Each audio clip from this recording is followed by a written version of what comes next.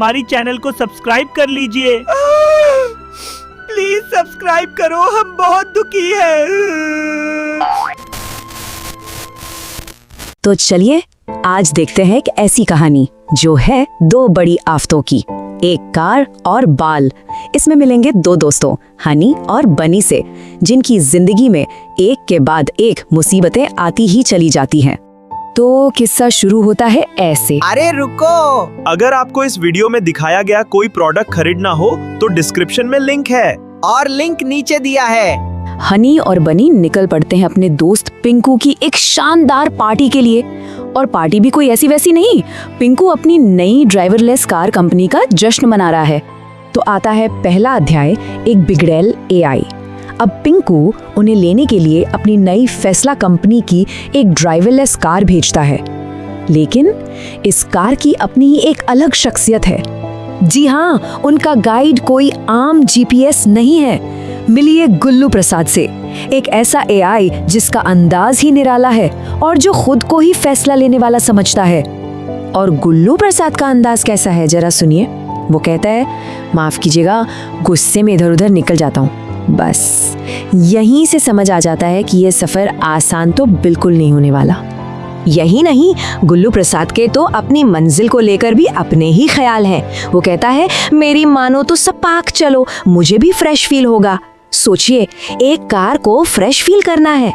हद तो तब हो जाती है जब वो अपने यात्रियों से दोस्ती करने की कोशिश करता है। सीधा सवाल, दोस्त बनोगे मेरे? मतलब इस खराब एआई में सनकीपन की एक और परत जुड़ जाती है। तो देखिए, सफर की उम्मीद कुछ और थी और हकीकत कुछ और ही निकली। कार का नाम है फैसला, और फैसला भी वो खुद ही करती है।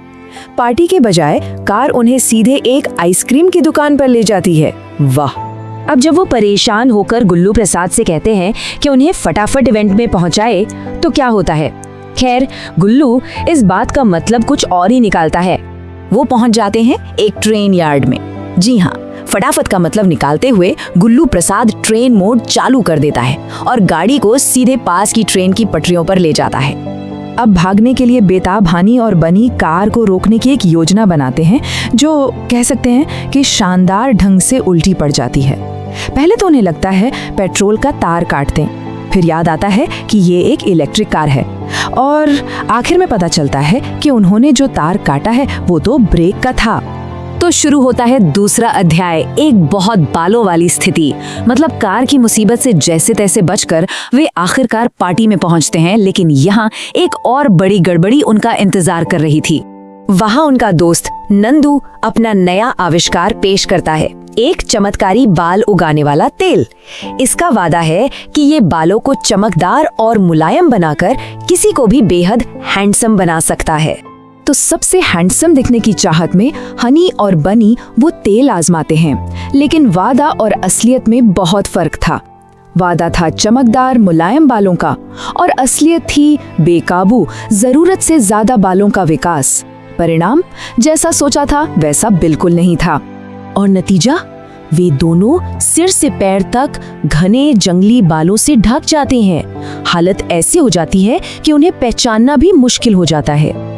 अब उनकी इस अजीब नई शक्ल की वजह से गलत फहमियों की एक पूरी झड़ी लग जाती है। कोई उन्हें घुसपैठिया समझता है, कोई बच्चों के लिए रस्सी कूदने का जरिया, एक महिला तो स्वेटर के लिए ऊन ही मांग लेती है, और एक आदमी झाड़ू समझ बैठता है।